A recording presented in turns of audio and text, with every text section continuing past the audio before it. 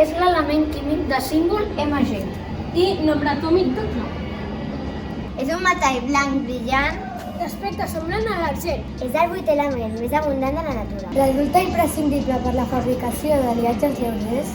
Molt útil en la construcció de bicicletes, cotxes o avions. També s'utilitza la fabricació d'envasos de llauna, de la pirotècnia, El magnesi és important per a la vida. tant animal com la vegetal.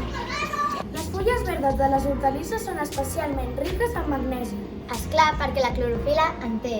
Hi ha important contingut de magnesi en alguns aliments. Com l'enciam, l'espinacs o la llet d'escamada. Altre cos en conté, sobretot els ossos. Però també a la sang i els teixits. El nom procedeix de Magnèsia, que en grec denomina una regió de Tessàlia.